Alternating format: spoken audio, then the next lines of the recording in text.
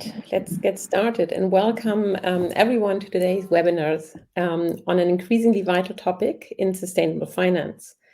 So today we're talking about the role of blended finance in scaling private investments for climate action, adaptation and biodiversity solutions. Today's session is part of our Constructive Change webinar series, which serves as a lead-up to our annual Building Bridges conference, taking place in December 9th to 12th in Geneva. And I hope to see many of you there. The registration is open, so you can sign up and hopefully join us there. So we're very pleased today that you join us as we explore innovative finance solutions that address the critical environmental and economic challenges worldwide. In the face of unprecedented needs, blended finance has emerged as a key strategy to really mobilize private capital at the scale that is necessary for meaningful impact. Blended finance is especially critical in developing economies, where over 90% of countries are rated non-investment grade, and that makes it really difficult for private investment. So by increasing project level and portfolio level investability, blended finance can help overcome barriers and meet fiduciary obligations to investors. And of course, today's timing of the discussion couldn't be any better. With the conclusion of COP16 on biodiversity in Cali, and of course the ongoing COP29 discussions in Baku, there is a renewed global focus on funding frameworks and really the urgent need for scaled investment. So thank you for joining us today to learn about how blended finance can reshape the financial landscape for climate and biodiversity. I look forward to seeing many of you in Geneva at Building Bridges, where we will continue these very critical conversations and exchange more on that, on the future of sustainability and finance. And now I'm very pleased to turn things over to our moderator, Chris Clubb, Managing Director at Convergence Blended Finance, who will guide us today through the conversation. Over to you, Chris. Thank you very much, Karen. I really appreciate the offer from you and Building Bridges for me to be here and our panel members to be here. We want to encourage everyone to be asking questions throughout this session. On the right-hand side of your screen, you should be able to see a red icon that says chat. If you click on that, you should be able to see two options, one which allows you to chat and one which allows you to ask questions.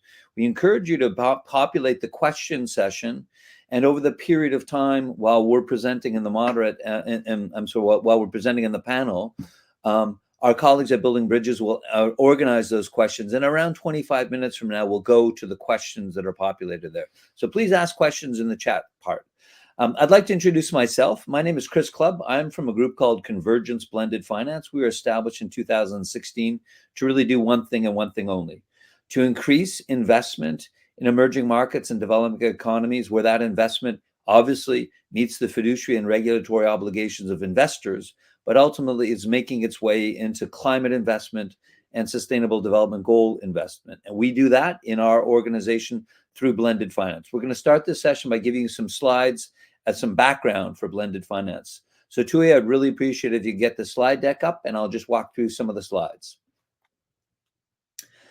Next slide, please. So we're going to start really with the definition of blended finance. You know, the world's most important definition of blended finance was really agreed back in 2018 by those that have what we collectively call concessional and catalytic funding. Really, there's 32 rich countries in the OECD Development Assistance Committee. They allocate around $227 billion a year.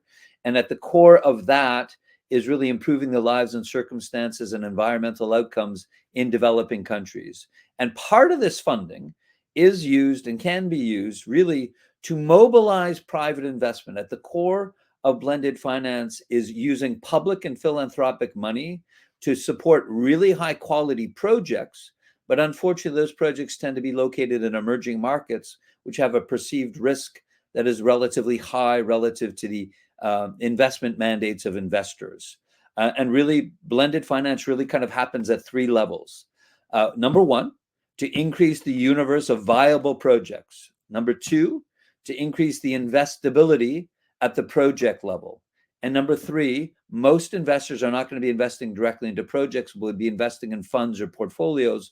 Number three is to increase the investability at a portfolio or fund level. Next slide, please.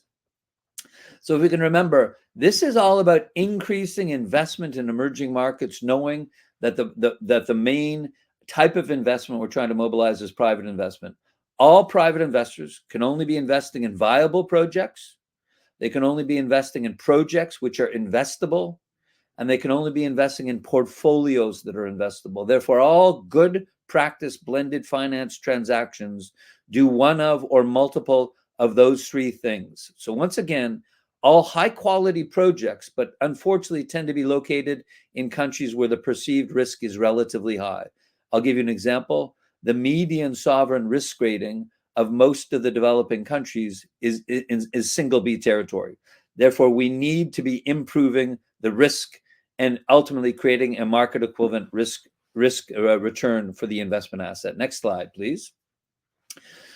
So if all of us took, Finance 101 or capital finance, this is really the capital asset pricing model. Really, all debt investment in principle can be measured on this trade-off between risk and return.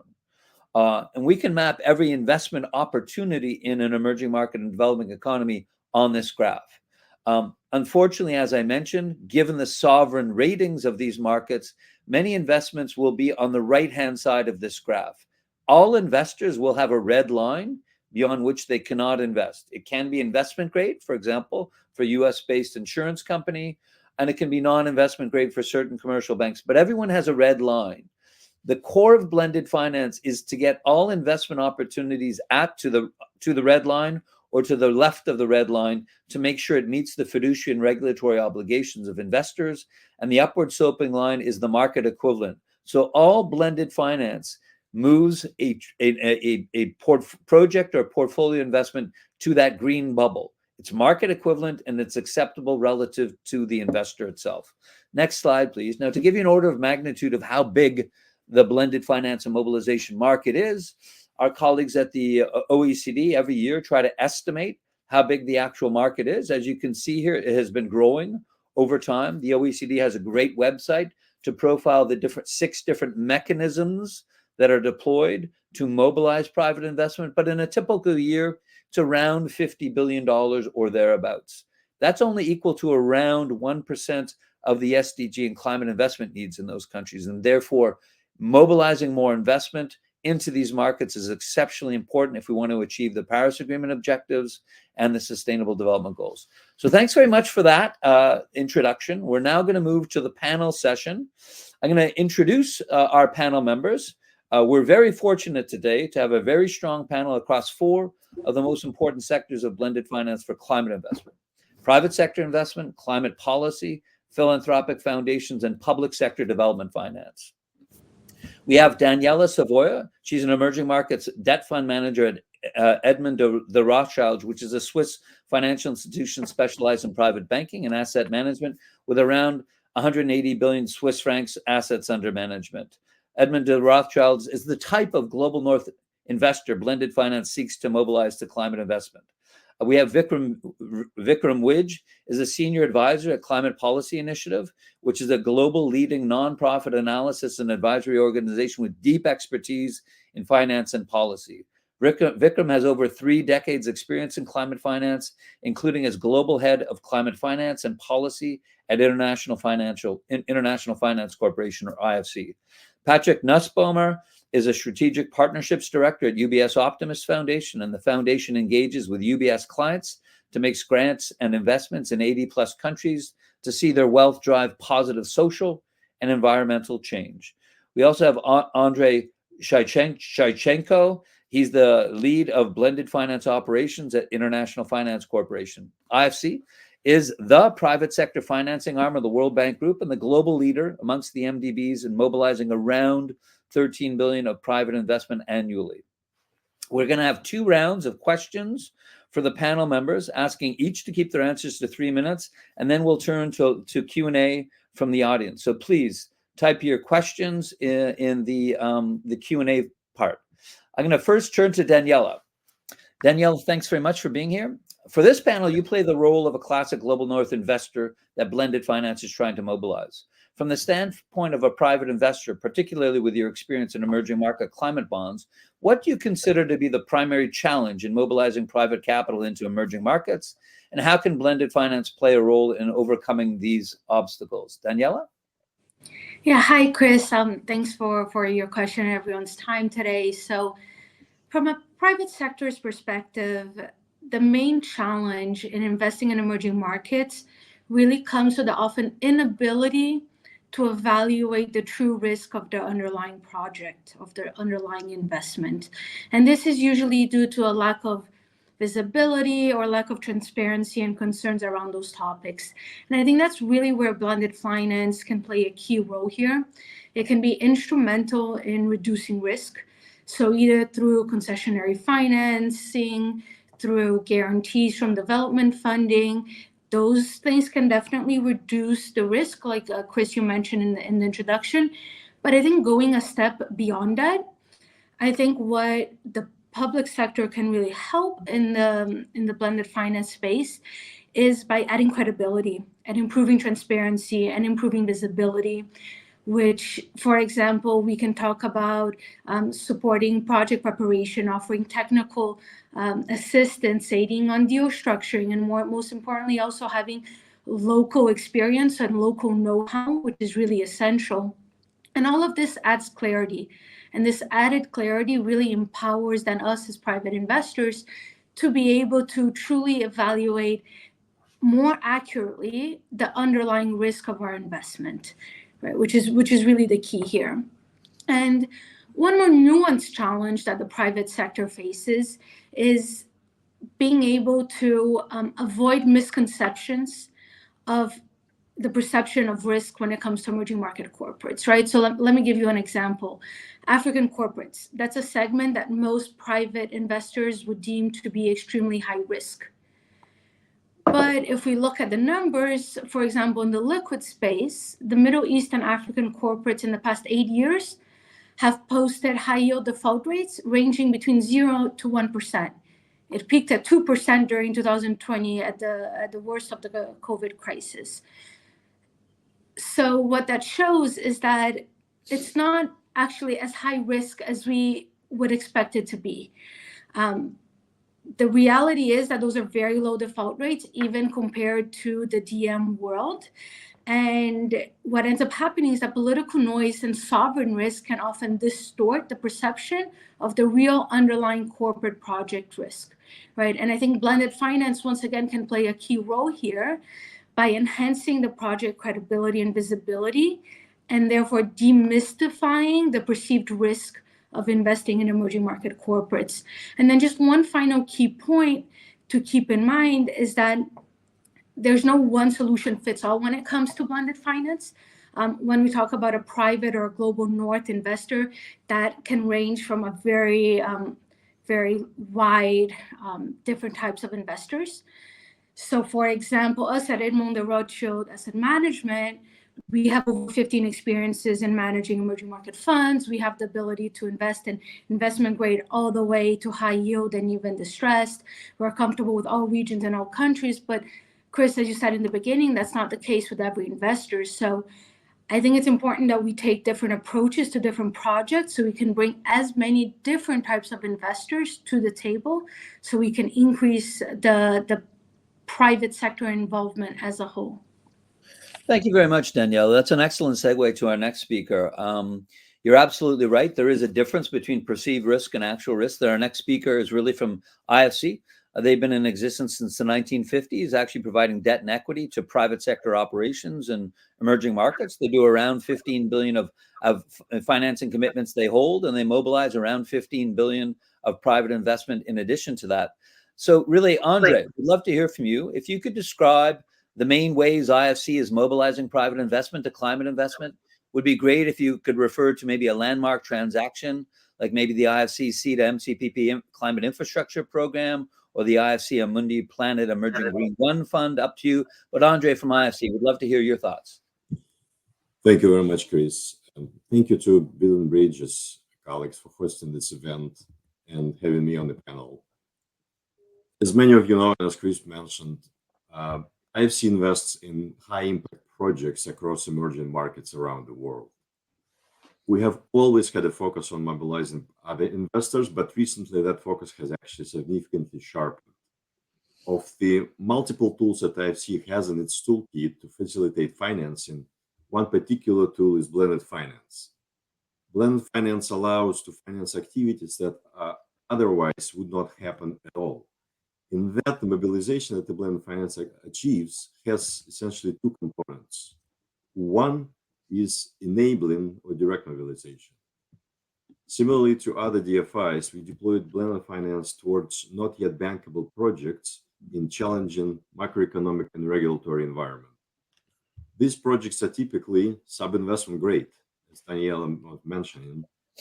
However, due to Basel III risk regulations, these projects are often very punitive from the standpoint of economic capital needed to be set aside by the investor. As such, even with all the de-risking that we provide by blended finance, we rarely, if ever, see larger institutional investors like pension funds go after those risky assets. But then there is a second dimension of blended finance intervention and mobilization. What blended finance is supposed to do is not just de-risk a project, but also de-risk the entire market segment. That pilot project starts a track record and develops market knowledge and capacity so that the next project can actually happen on fully commercial terms and attract investors. And that would set the stage where substantial mobilization of private capital can actually happen.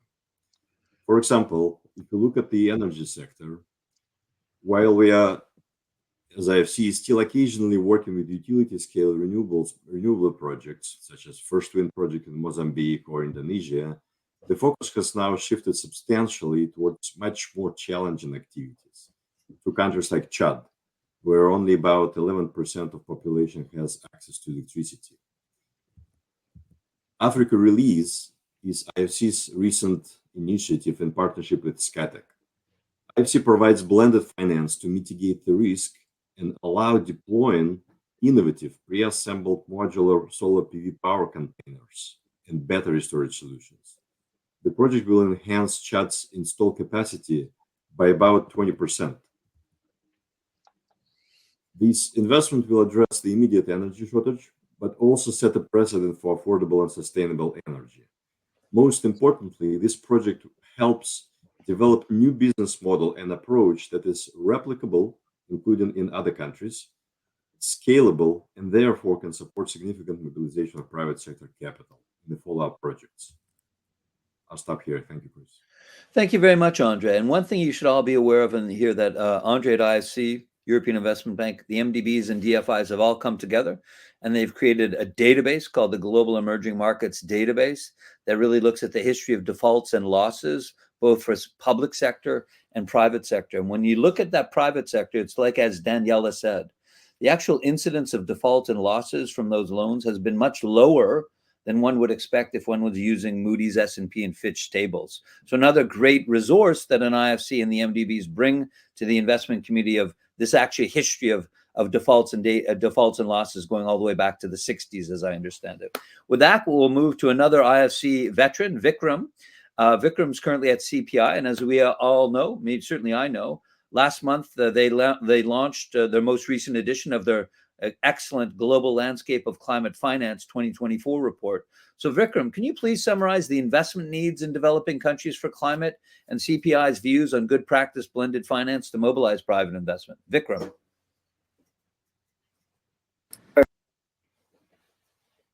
Can't hear you, Vikram. You went off mute and you're on mute now.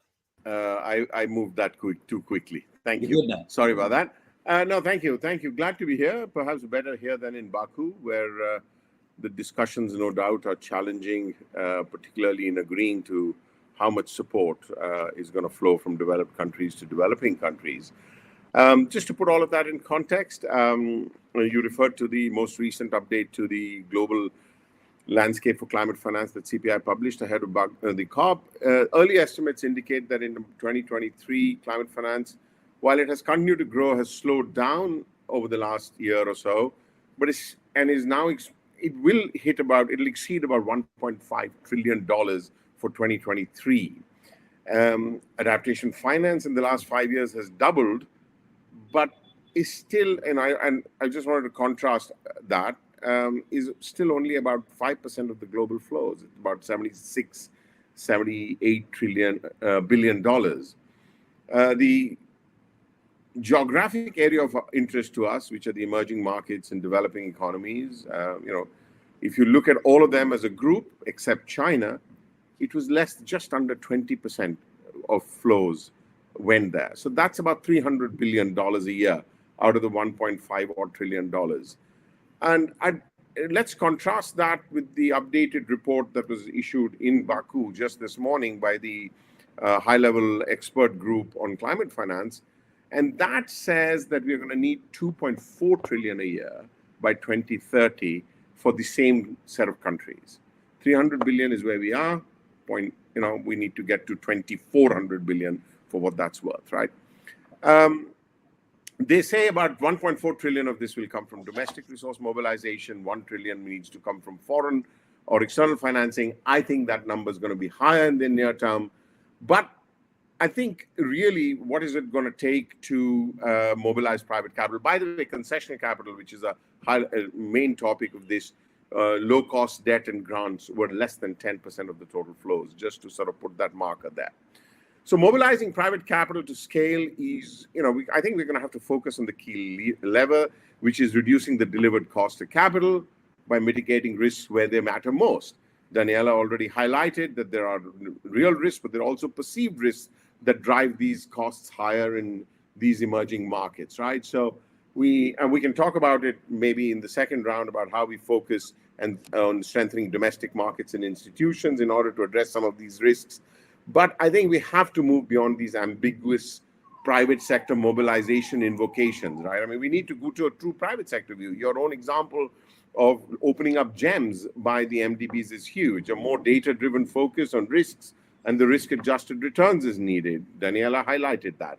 So I just sort of stop by saying that the other thing we need to possibly do is focus on making investments big, bold, and boring, right? I mean, for institutional investors, if they don't want to get out of bed for something small, we need to figure out how we're going to aggregate a lot of these smaller projects, how we're going to de-risk them, and how we're going to sort of bundle them together to probably create more pools for bonds and other sort of securitization vehicles. I'll stop there for now, and then we can sort of come back to some more of these, particularly domestic market issues in round two. Thank you. Yeah, thank you very much, Vikram. We completely echo what Vikram is saying at Convergence. We have around 15 years of history of quote unquote blended finance and mobilization. What we haven't arrived at is a consensus view as to what is the most effective and efficient ways to mobilize. We're currently leading a project right now with people like the Gates Foundation and France AFD to have a broad iteration and consultations over the next 6 months by May to arrive at a consensus view as to what are the most effective and efficient ways to mobilize to achieve the scale that Vikram's been talking about. He mentioned 1 trillion a year. Sounds like a large number, but the Financial Stability Board estimates there's around $470 trillion of global financial assets, but around 82% of that is invested in developed markets. We need to have a shift of that, and it needs to meet fiduciary and regulatory obligations. Therefore, which are the most effective and efficient ways to do that? With that, we move over to Patrick.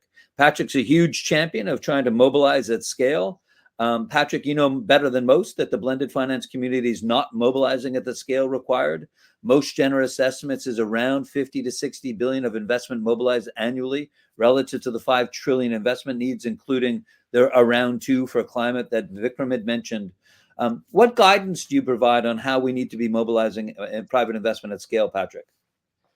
Thank you, Chris. And hi, everyone. Very happy to be part of this discussion. And we, in particular, look forward to the Blended Bridges event later this year in Geneva. So, Chris, essentially drawing insights from our work, we see various trends in blended finance from a philanthropy perspective. And we've actually published an article on this, but I'll draw 2 of the lessons, 2 of the findings, and talk to that and then provide an example illustrating this. First is impact.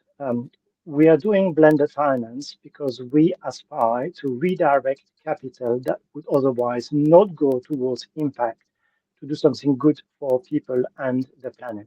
Therefore, impact transparency is absolutely critical from our perspective to make sure that we build the trust and we're able to scale and achieve greater financial goals.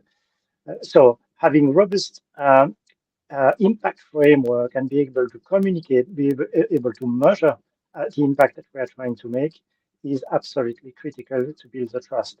To build the trust and engage all the stakeholders effectively. So private sector investors, they need to have confidence on those structures. We've heard from Daniela that the perception plays a big role. But on a catalytic capital is the same. So we're not selling return, financial return to catalytic capital providers. We're selling returns in terms of impact. So it's very important that we are able to articulate what that impact is so that we can engage those stakeholders and attract more investors towards blended finance at the scale that we would like to achieve. Second, we feel that there is a trend within philanthropists in that they are increasing in sophistication and they are very keen to use leverage. So they want more mileage out of their contribution with the ambition to create more impact. So from that perspective, blended finance is a useful tool in that we can use philanthropic capital as a leverage to de-risk and bring additional capital. Philanthropists are also increasingly interested in looking at ways to recycle their capital. So if we find a way to deploy that catalytic capital in a way that it comes back, so at least we preserve the capital or we make a moderate return, then we can use that capital again to create more impact through a different structure.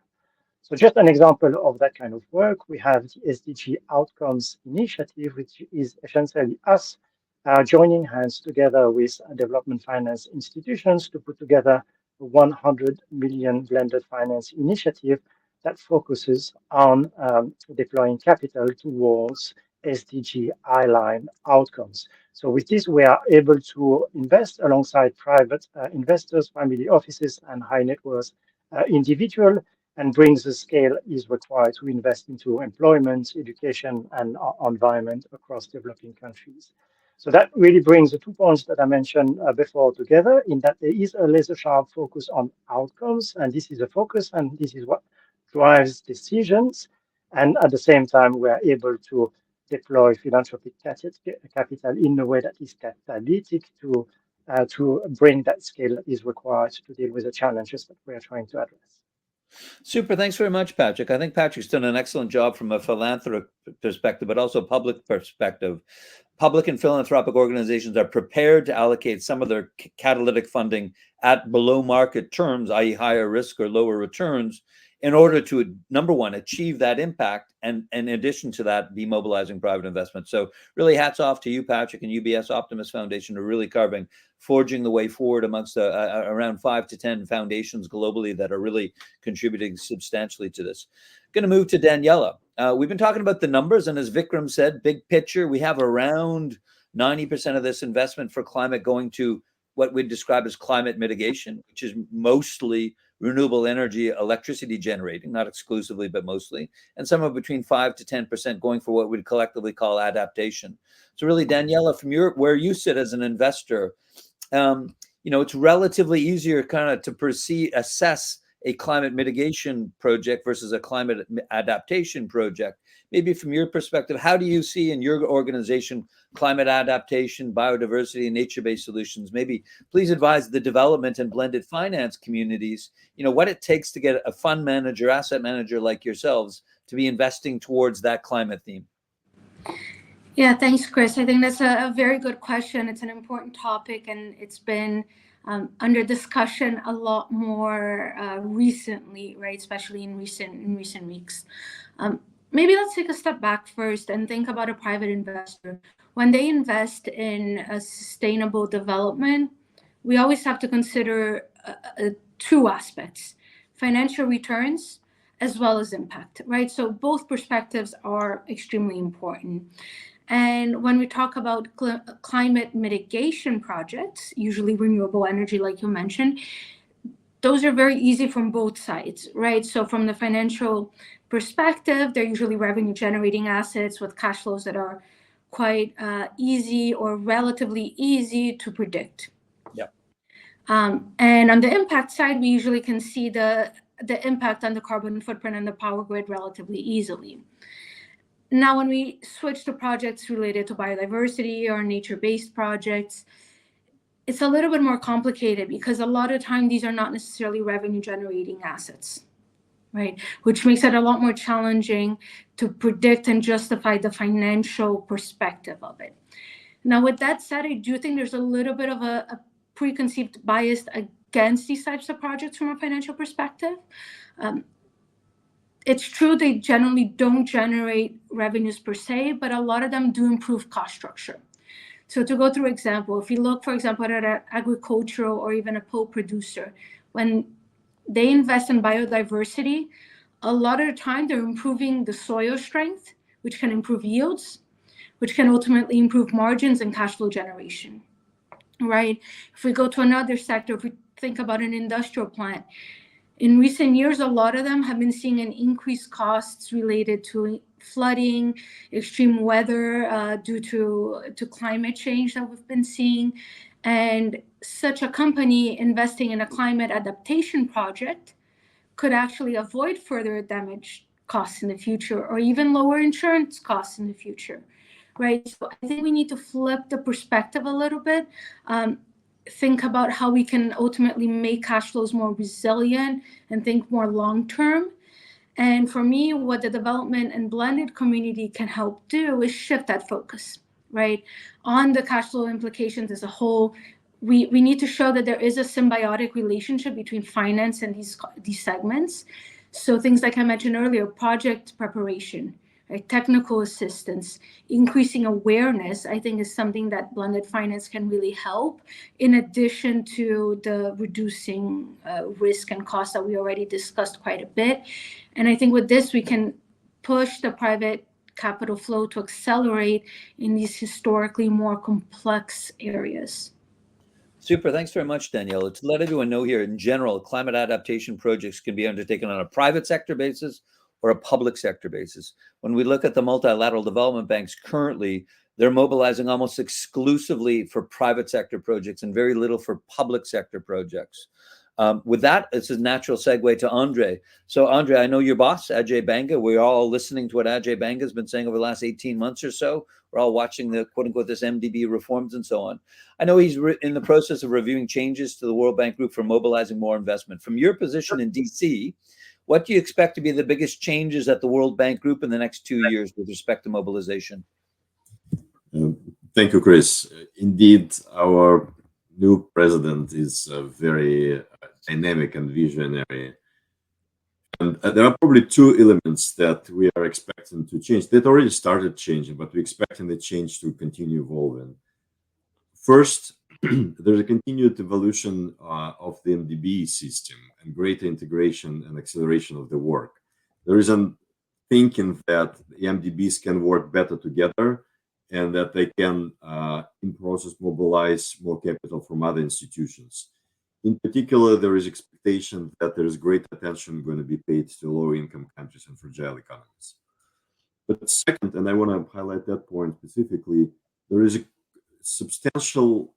a lot of discussion around engaging other investors with realization that no public sector or DFI system is capable of handling the current changes and current challenges. And as Vikram was saying, we essentially need to increase the capital flow by the order of magnitude in climate change space over the next few years. There's a lot of thinking how to mobilize, syndicate, or somehow else bring in other investors to the projects that the World Bank Group or IFC are working on. The question is really how we do it. So special attention is now being paid to instruments and approaches around de-risking the projects and the markets.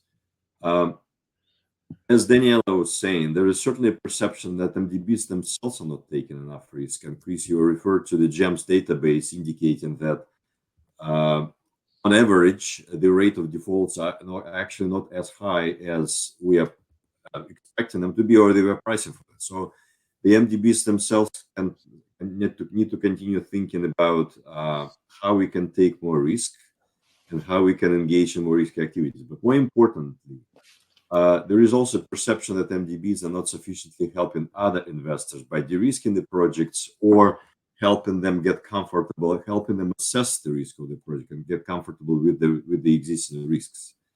So there's a number of new or not so new ideas that are being discussed around how the projects can be de-risked and how others can be brought on board to support the projects in those frontier markets. There's a lot of discussion about fund structures, which certainly will allow reaching scale and to some extent speed. There is a lot of discussion about what can guarantee instruments can do and structures such as first loss and things like this. We have very motivated partners. For example, the European Commission has been thinking also a lot about guarantee structures. As many of us know, they have been providing guarantees to many partners of theirs across the world. Another item that we also thinking about quite a bit is concessional equity support. Can we actually come in to the project and help the project at the sort of start phase and de-risk it at this stage? So I'll stop here. Thank you very much, Chris. Super. Thanks very much, Andre. I think as Andre says, I think the MDBs will be moving more, quote unquote, participating in de-risking. We need to. As I said, the underlying sovereign risk rating in these markets is single B. We need to be getting a class of debt assets up into triple B and maybe double B, but we certainly need to get into triple B territory. And the project that I described, anyone who's reached out to me, that's at the core of this. How do we create assets that are bulk, large, that meet the fiduciary and regulatory obligations in a debt world around triple B? With that, Vikram, I'm going to go back to you. If we look at kind of mobilization, an SDG in a climate project, it really doesn't care whether the money comes from domestically or cross-border. And in general, blended finance is equally involved in mobilizing domestically on a cross-border basis. With your times at the IFC, you know both very well. Please provide your views on mobilizing domestic investment and how international capital can best complement domestic capital. Vikram. Great. Thanks. I think just before I will answer that question, I think I just wanted to make a couple of observations on what's being said and what we are talking about here. At the end of the day, blended finance is quite limited, right? I mean, whether we are supporting international flows or encouraging domestic flows, we need to spend this money wisely. We also have to acknowledge, for all the discussions we have had, that adaptation going forward will likely need a larger share of whatever's available, purely because that segment is able to leverage capital much lesser than mitigation can.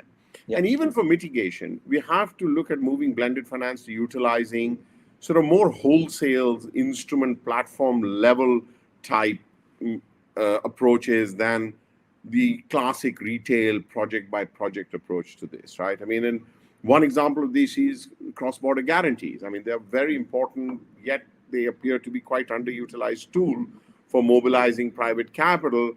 OECD reports that in the last few years, only just around 25% of private finance was mobilized using guarantees. So we probably want to look at more effective guarantee facilities, and experience shows that they can mobilize 25 times perhaps more financing than traditional loans. And at the MDBs, we weren't very good at that for different reasons, but I think that's changing. And speaking of MDBs, I think just to underscore Andre's point, this whole potentially the originate to distribute model. The MDBs are at the forefront of business development, of de-risking. There's a lot of confidence in their ability to structure and pull together deals. But if they originate to distribute rather than hold, I think like IDB has finally launched the originate to share model, I think that'll go a long way in being able to mobilize foreign capital but also to leverage their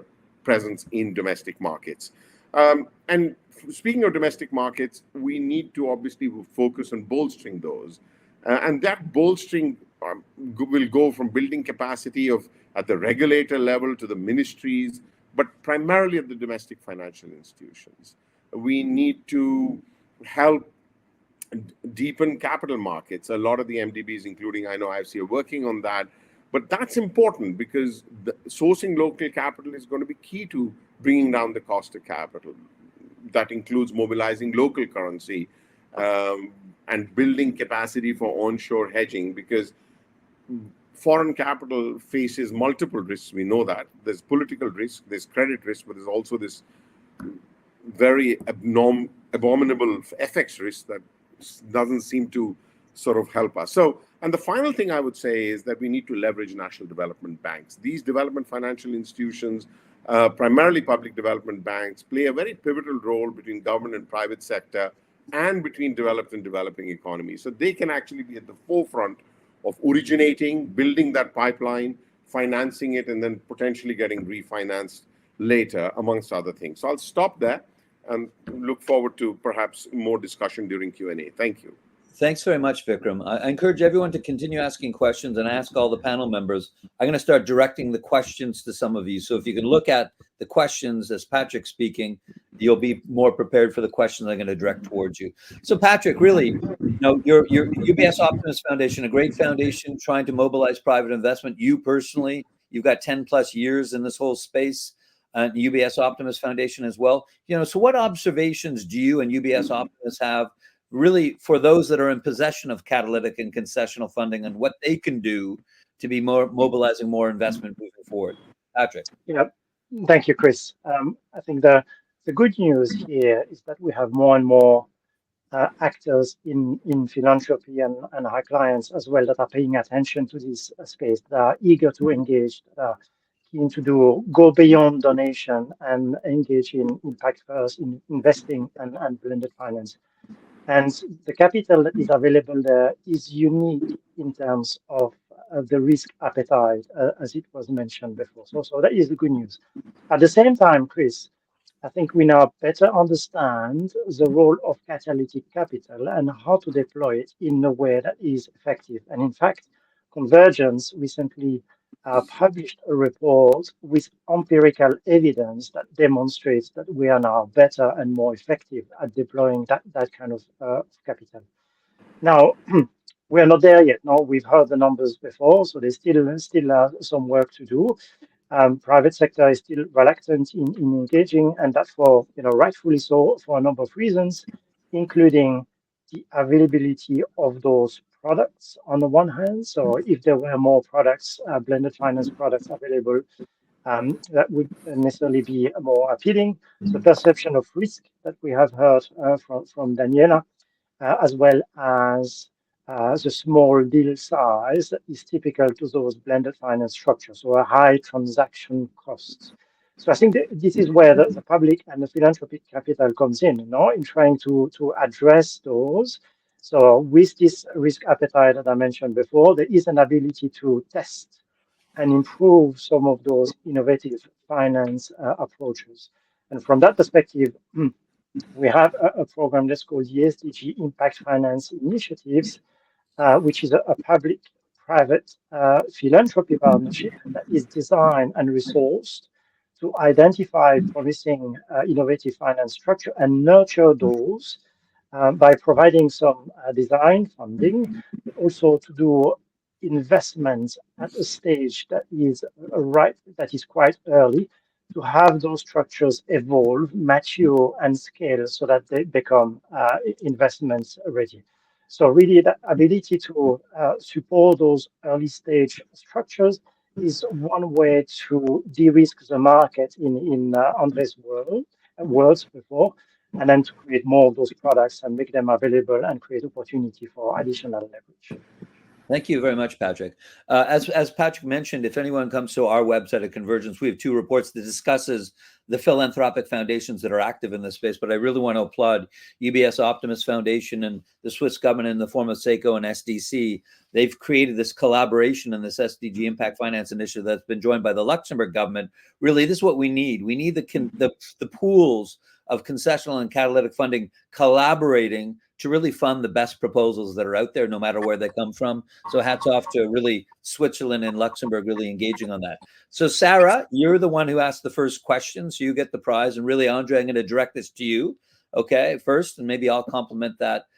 So obviously, with the recent election of Mr. Trump and probably the withdrawal from the Paris Agreement, the role of the private sector, especially financial actors, is growing even more critical in financing and the grand challenges in climate, especially in emerging markets. How do you see these political changes affecting blended finance and the blended finance market? Andre, you have a view? Thank you, Chris, and thank you, Sarah, for the question. We don't see a change in terms of the operations and attention that MDBs are going to be paying to different sectors and priority areas, and it's not immediately. We certainly expect change in supply of blended finance capital, so that might be an unfortunate part. But we also know that many of the countries outside of the US are thinking about sort of offsetting the expected weakness in support of official development assistance capital from the US in the next few years. For certain countries, European countries are thinking about increasing their impact and their participation in this process. Canada is thinking about their ODA budget and so on. So hopefully, on balance, the supply of concessional capital, broadly speaking, ODA capital will remain somewhat, but we will continue paying attention to the same areas as we do as MDBs. Thank you. Super. Thanks very much, Andre. Vikram, I'm going to direct the next question to you, just letting you know. But just to complement Andre's comment, what we have seen at Convergence, because we deal with a lot of developing countries and developed countries, in general, we have seen a larger interest in blended finance and really thinking about the power of private sector investment and expertise. So we generally see the interest of those that have this funding increasing over the course of time, including through the MDBs, but also directly through the market. So even if America kind of withdraws a little bit from the Paris Agreement, we think globally from the public and philanthropic space, there'll be more than enough sentiment to keep the growth of blended finance, creating investment assets for investors for climate and for the SDGs. So Vikram, Sarah's asked the question, and given your expertise at IFC and CPI, would hybrid financing increase the appeal of biodiversity and less revenue generating projects for private investors? I think I can interpret what she means, but I think you can possibly interpret it too. Can you help me interpret what you think is meant by hybrid capital here? Yeah, I'm just wondering, I think by combining, let's say, a fund, okay, that would actually pursue two objectives, climate mitigation and climate adaptation. Can we get more private investment into climate adaptation by coupling it and mixing it with climate mitigation? I think that's what she meant. Okay, in which case, I think, yes. I'd like to, if you have time, I'd love to answer, even highlight something on the fragile and conflict states question. But on the biodiversity thing, I think one example would be something that there's something called the Catalytic Climate Finance Facility. That's a joint venture between Convergence and CPI, where we provide some initial funding up to $500,000 in support. And one of the recent projects that we did actually is in fact deploying that. They are taking a view that conserving land and essentially addressing land use change issues can generate sufficient mitigation benefits, which could be translated into carbon credits, monetized with a view ultimately to transition that to supporting biodiversity and perhaps leveraging biodiversity credit markets in the future. I won't say I understand that market yet, but that's why I like the fact that it's deferred by 5 to 8 years into the future. So that's one example of where you can actually leverage the benefits and impact of mitigation and utilize that revenue ultimately to conserve biodiversity. So, and if there is time, I would love to give the example of Vikram, then address Kirshia's question also about fragile and conflict countries. Right. So another example, and I think examples are a good way of sort of showing this. There's something called the Global Innovation Lab for Climate Finance that CPI is the secretariat of. A few years ago, we supported a project called PREC, the aggregation fund. It stands for Peace, renewable energy certificates. It uses $10 million of concessional money to leverage $90 million, so $100 million approach to do renewables in fragile and conflict states. And the whole idea is that these renewable energy certificates that are internationally recognized but are with a peace element, and these sell at a premium. These sell for $40 to $50 a ton to corporates in the US and in Europe, unlike the normal $5 to $10 not ton per renewable energy certificate. So they are using revenue from this to essentially pay back the private investors who actually are going in initially to provide off-grid solar energy in these very sort of deprived geographies, if I may say that. Super. Thanks very much, Vikram. So just letting you know, Danielle and Patrick, I'm going to combine Sarah and Alicia's question and direct it to both of you. Maybe we'll start with you, Daniela. Okay. Between Sarah and Alicia, they're really talking about impact measurement. So Sarah's asking, impact measurement and reporting challenges persist. What needs to happen finally to overcome the impact measurement and management challenges, Daniela? And the second part is really from Alicia, and this is more directed at you, Patrick, but Daniela, you can add in too. How do you measure impact at UBS Optimus Foundation? And do you have specific measurement frameworks that you're pursuing for specific industry sectors? So really, Daniela, we'll start with you, and Patrick, over to you. So I think this is a very challenging question, right? How you measure impact, how you evaluate impact, but it's really at the core of everything we do, right? I think it comes down to first reporting, especially when it comes to emerging markets. If you looked historically, there wasn't as many KPIs, there wasn't as much transparency as there would have been in many, for example, European companies in the past. What we have been seeing is through standardization of things like ICMA principles, increasing of taxonomy outside of Europe, right? Increasing in reporting standards, that's increasing the transparency of corporate and project reports, which then allow us to combine. But I think it's an area that continues to require work, especially for smaller projects, especially for the illiquid market. I think it becomes more challenging. There, we end up using both internal as well as external sources. So there's quite a few consultants that are specializing in this. But I still think we need to do more work on it in terms of a community, of finding the right standards. We need to agree on what is the IFRS of impact measurement, right? How are we going to, what are the KPIs and how are we going to measure these KPIs so it's comparable? I think it's a next step that we need to focus on. Super. Patrick, any complimentary comments? Yeah, thank you. I think on impact and how we measure those, I think it's important to bring some nuance in the discussion. There are things that we are quite savvy at measuring, like climate mitigation. We know how to measure climate abatement in the form of a ton of CO2 that is taken out. And that capacity is available in the financing world, in project developers. Does not say that this is not controversial, and we've seen example around nature-based solutions. But we have the tools and we have the capacity. There are other themes, including climate adaptation, where we don't really have those tools, and we certainly don't have the capacity. So I think this is where the focus should be. Now, going back to the discussion before, are we able to monetize the outcome, the impact? To me, there's not really such thing as a mitigation intervention or an adaptation intervention. All mitigation intervention needs to take into account the changing climate.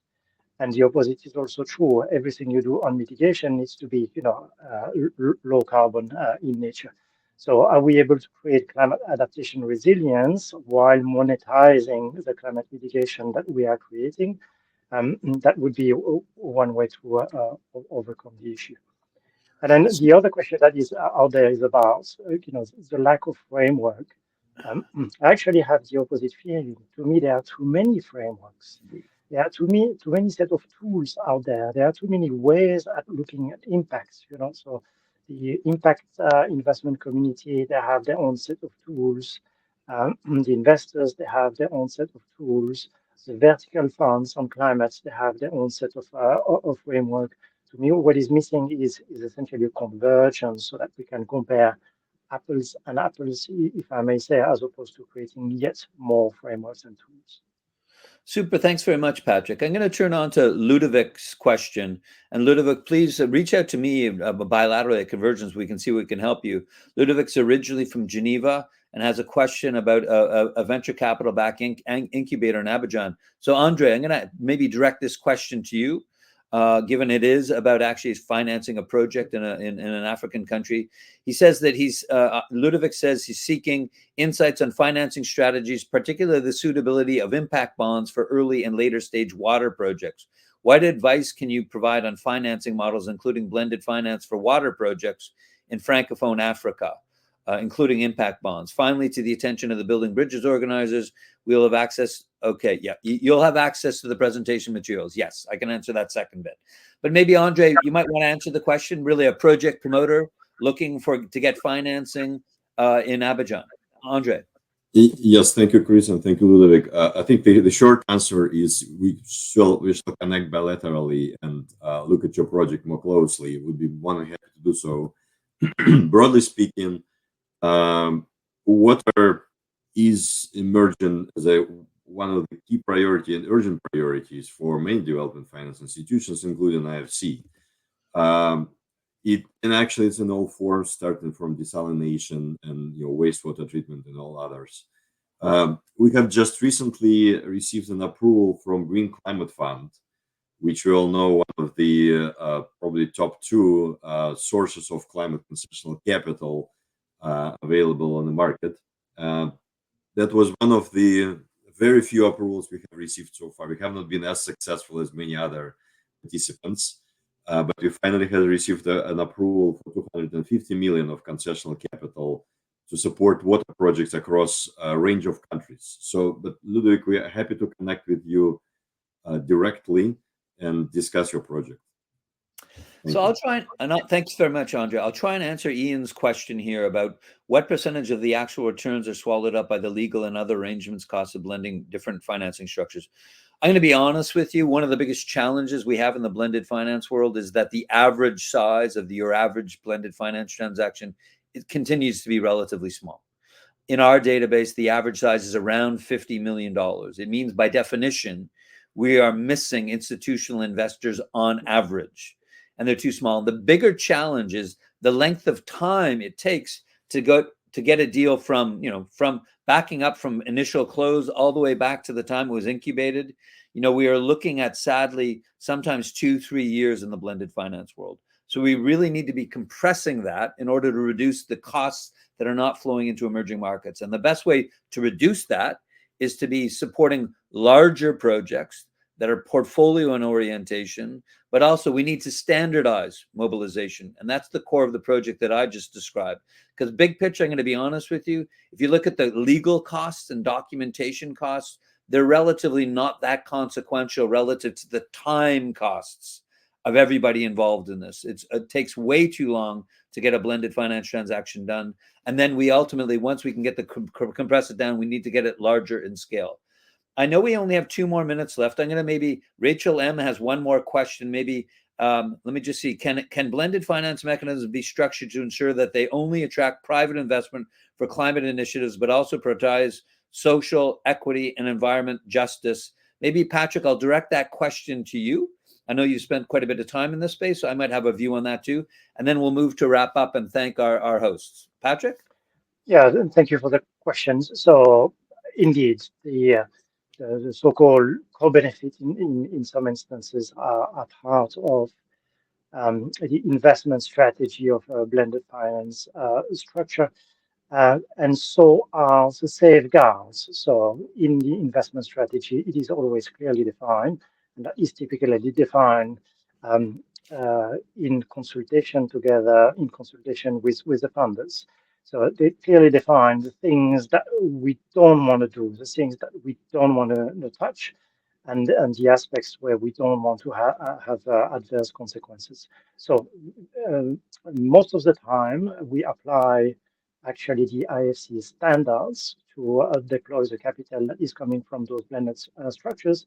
And in some cases, in addition and beyond that, so there are specific clauses that are added to make sure that we do good without harming in any way. Super. Thanks very much, Patrick. And Rachel, your question is, yes, I think, ultimately those that are in possession of the most magical of the funding, like Patrick and USAID and SACO and SDC, they need to ensure as best they can that their funding is being made available to really catalyze the best ideas that will be mobilizing private investment. Up until now, around 80% of concessional funds are actually flowing to MDBs and DFIs who use it for great purposes, but they certainly don't use it to be mobilizing at scale. If we want mobilization at scale with a limited amount of resources, that needs to change substantially. But to address your last question, I can assure you there's no one sitting in Washington, D.C. or Ottawa or Berlin that is just saying, I want to mobilize private investment today. It's all about climate objectives and so SDG objectives, and some of the money can also be allocated to be mobilizing private investment in that exercise. So with that, I really want to thank our hosts and our organizers, Building Bridges, and I think I'm going to pass this back to Karen to wrap up. Listen, thanks for everyone for participating. We had some volunteers from us in the panel to reach out to us bilaterally. With that, I think I'm going to pass this back to our colleagues at Building Bridges to wrap up. Karen or Building Bridges? Karen, thank you. Excellent. And I will wrap up very quickly because we're over time. So Chris, Patrick, Vikram, Daniela, and Henry, thanks so much for this really insightful discussion for the time this afternoon. And thank you for everybody who joined us here to listen in and learn about blended finance. Really insightful.